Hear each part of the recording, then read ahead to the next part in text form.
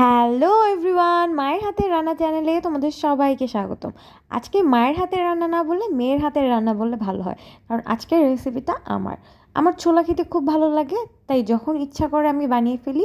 যেই ভাবা সেই কাজ, চলে গেলাম রান্নাটা করে ফেলতে। প্রথমেই কড়াইতে দারচিনি, এলাচ, শুকনো মরিচ, তেজপাতা, জিরা, কালি জিরা ফোড়ন দিয়ে নিলাম।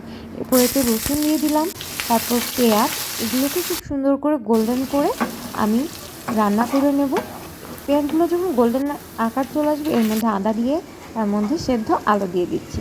আমি আলুটা একটু বেশি দিচ্ছি, কারণ আমার বেশি করে আলু দিয়ে খেতে ইচ্ছা করছিল, তোমরা একটু কম ব্যবহার করবে। তারপর আমি দিয়ে দিলাম ছোলা, এটা আগের থেকে সেদ্ধ করে ফ্রিজে রাখা ছিল। এরপর আধা চামচ মরিচ, আধা চামচ হলুদের গুঁড়ো, আধা চামচ ধনিয়া গুঁড়ো দিয়ে সব কিছুকে একসাথে খুব ভালো করে কষিয়ে নিচ্ছিলাম।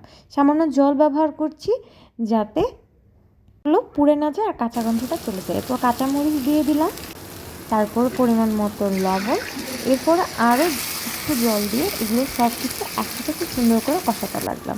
একটু পরে যখন এর মধ্যে তেল ছেড়ে দেবে, তার মধ্যে গোলমরিচ গুঁড়ো দিয়ে দিচ্ছি। দেখো তেলটা কি সুন্দর ছেড়ে এসছে। আবারও একটু নেড়ে চেড়ে এর মধ্যে আমি দিয়ে দেবো আমার ফেভারিট জিরা। জিরা দিলে সব কিছু খুব খেতে খুব মজা লাগে। আমার কাছে জিরা পাউডারটা এই জন্য খুবই ভালো লাগে। এরপর এর মধ্যে ধনিয়া পাতা ছড়িয়ে দিলে আমার ফেভারিট বুট অথবা ছোলা, যেটাই তোমরা বলো, এটা কিন্তু রেডি। বেশি করে আলু দিয়ে ছোলা এভাবে ডিম পোস্টের সাথে খেতে আমার খুব ভালো লাগে। কম্বিনেশনটা একটু ওয়েট হলেও আমার কাছে কিন্তু খুব মজা লাগে। তোমরাও জলদি ট্রাই করো। লাইক, কমেন্ট আর শেয়ার, সাবস্ক্রাইব করতে ভুলো না। হবে নেক্সট ভিডিওতে। Bye bye.